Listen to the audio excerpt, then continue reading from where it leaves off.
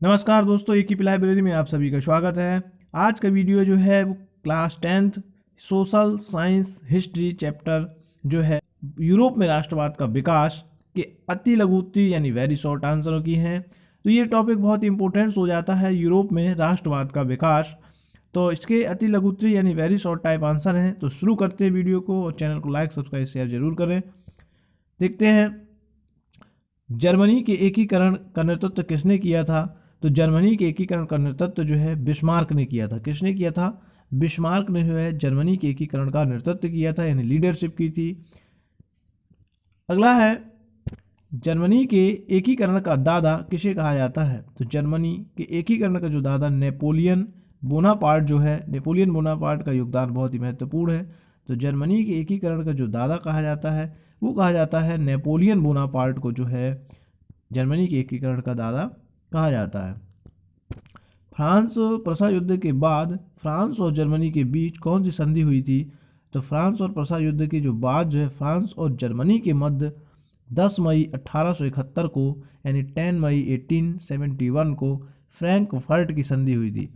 तो फ्रांस प्रसा युद्ध हुआ था, जो बहुत ही यूरोप का महत्वपूर्ण युद्ध है। फ्रांस प्रसा युद्ध के बाद फ्रांस और जर्मनी के मध्य जो संधि हुई थी वो फ्रैंकफर्ट की संधि हुई थी। ऑस्ट्रिया तथा प्रसा ने डेनमार्क पर कब आक्रमण किया था।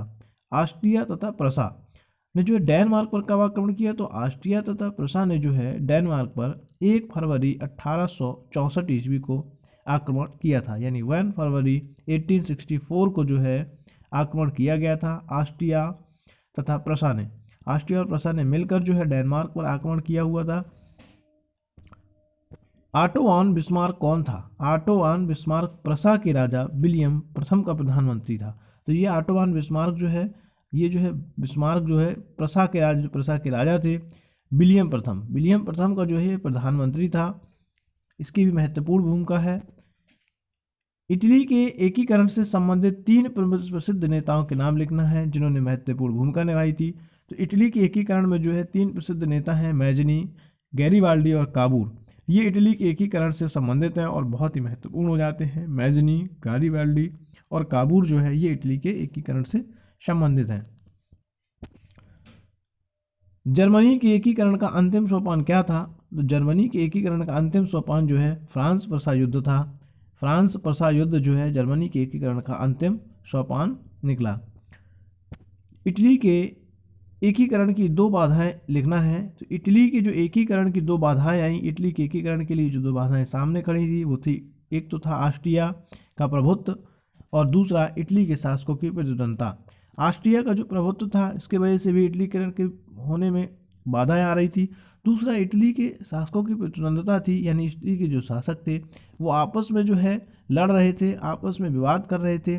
उनकी आपसी प्रतिद्वंदता के कारण भी इटली का एकीकरण संभव नहीं हो पा रहा था, जिसमें ये बाधाएं आ रही थी। यूरोपियन राष्ट्रवाद से आप क्या समझते हैं। यूरोपियन राष्ट्रवाद से जो है बात करें तो यूरोप यानी राष्ट्रवाद, राष्ट्र के प्रति समर्पित होना से अभिप्राय एक सामूहिक चेतना से है। सामूहिक चेतना का मतलब हो गया सभी लोगों में राष्ट्र के प्रति सोचने की जो विकास हुआ, जो एक विशेष भूभाग में रहने वाले लोगों में विशेष परिस्थितियों में जागृत हुई, यानी एक चेतना जागृत हुई जो एक विशेष परिस्थिति मतलब विशेष स्थान पर रहने वाले सभी लोगों में राष्ट्र के प्रति जो एक चेतना जागृत हुई, उसे राष्ट्रवाद के अंकुर में सबसे पहले यूरोप में पुनर्जागरण तथा धर्म सुधार आंदोलन के काल में दिखाई दिए। यानी राष्ट्रवाद से मतलब ये हुआ कि राष्ट्र के प्रति लोगों का जागृत हो जाना। ये सबसे पहले जो शुरुआत हुई थी इसकी पुनर्जागरण तथा धर्म सुधार आंदोलनों के काल में दिखाई दी, और ये सबसे पहले यूरोप में ही जो पुनर्जागरण हुआ था, यानी पुनः जागृत हो जाना, ये चैप्टर है पुनर्जागरण। और दूसरा धर्म सुधार आंदोलनों के माध्यम से भी लोगों में जो है ये दिखाई दिया राष्ट्रवाद के प्रति प्रेम, तथा राष्ट्रवाद की लहर जो है पश्चिमी यूरोप से मध्य और पूर्वी यूरोप की ओर बढ़ती चली गई।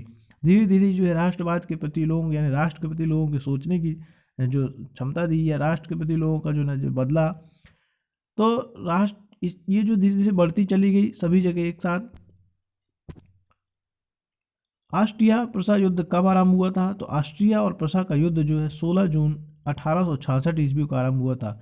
16 जून 1866 को जो है ऑस्ट्रिया और प्रसा का युद्ध आरंभ हुआ था। इन दोनों देशों के बीच में ये युद्ध हुआ। तो ये हुआ था 16 जून 1866 ईस्वी को ऑस्ट्रिया तथा प्रसा का युद्ध हुआ था। और वीडियो यदि अच्छी लगे तो चैनल को लाइक, सब्सक्राइब और जो है शेयर जरूर करें।